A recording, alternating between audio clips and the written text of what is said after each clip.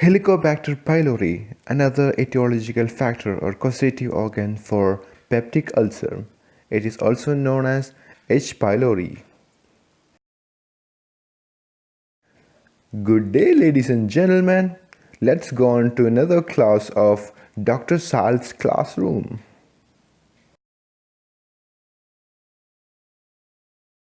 H. pylori is a spherical-shaped, pH-sensitive, gram-negative microorganism that reside between the mucous layer and surface epithelial cells in the stomach or any layer where gastric-type epithelium is found. The spherical shape and the flagellum permit it to move from the lumen of the stomach, where the pH is low, to the mucous layer where the local pH is neutral. The H. pylori produce large amount of urease, which hydrolyze urea in the gastric juice and convert into ammonia and carbon dioxide. The local buffering effect of ammonia creates a neutral microenvironment within and surrounding the bacterium, which protects it from the lethal effect of gastric acid. H. pylori also produces acid inhibitory proteins which allow it to adapt to the low pH environment of the stomach.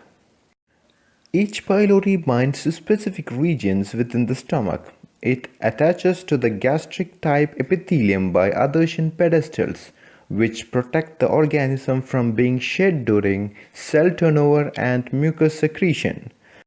The colonization at the antrum and the body of the stomach is associated with gastric ulcer and cancer. As a result of change in gastric acid or bicarbonate secretion, the gastric tissue develops in the duodenum, secondary to this pathophysiological change, and hence lead to duodenal ulcer. Altogether, H. pylori causes chronic gastric mucosal inflammation in all infected individuals. Only a minority actually develop an ulcer or gastric cancer. The gastrointestinal tract of our body consists of microorganisms that are useful for us. They help in digestion as well as synthesizing some certain amount of vitamin and nutrients. However, when we take a food which consists of H. pylori organism, it enters through mouth, then reaches the gastrointestinal tract.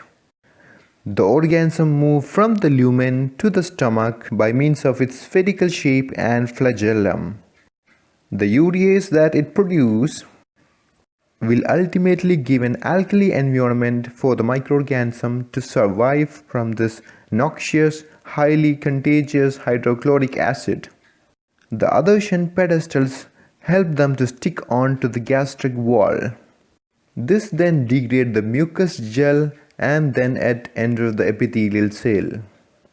The mucosal injury is produced by first one, elaborating bacterial enzymes that are urease, lipase and protease. We know that lipase degrade lipid and protease degrade protein.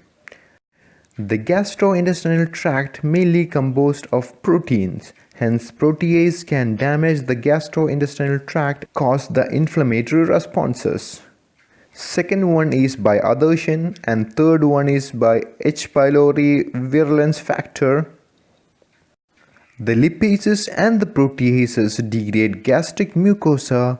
Ammonia produced by urease may be toxic in gastric epithelial cells, and bacterial adhesion enhances the uptake of toxins into the gastric epithelial cells.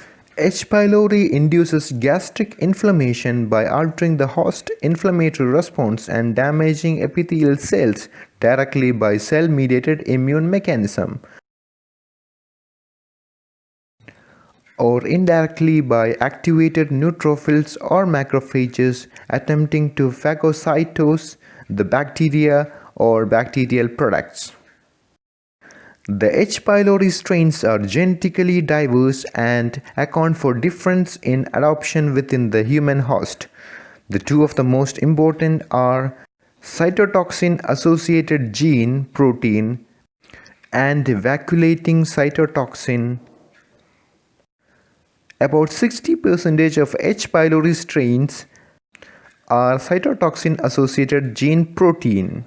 The VAC-A gene codes for the vacuolated A cytotoxin, although vacuolating A gene is present in most of all H. pylori strains. Strains vary in cytotoxicity and increased risk for peptic ulcer and gastric cancer.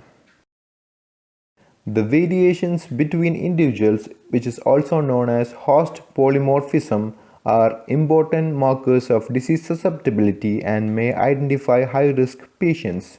Polymorphism of interleukin-1 beta and its receptor antagonist, as well as tumor necrosis factor alpha and interleukin-10, may be associated with increased acid secretion and duodenal ulcer or acid suppression and gastric cancer. Interleukin-1 is a key cytokine involved in H. pylori-induced gastric inflammation. A study was conducted to determine the polymorphism of interleukin-1 beta and interleukin-1 receptor antagonist gene and their association with H. pylori infection and gastroduodenal disease in certain patients. It was concluded that the interleukin-1 beta 511 T allele is associated with H. pylori infection in non-cardiac gastric cancer in these patients. It was also found that the interleukin-1 beta 511 gene polymorphism appears to play an important role in gastric carcinogenesis in these patients with H. pylori infection. The study also concluded that there are no association between interleukin-1 receptor antagonist gene polymorphism and H. pylori infection. Other studies give a detailed idea on tumor necrosis factor polymorphism. It was found that the tumor necrosis factor 308 polymorphism is associated with increased risk or susceptibility to development of duodenal ulcer. This finding supports the hypothesis that in addition to interleukin-1 gene cluster, other cytokines genes such as tumor necrosis factor may play an important role in the development of peptic ulcer.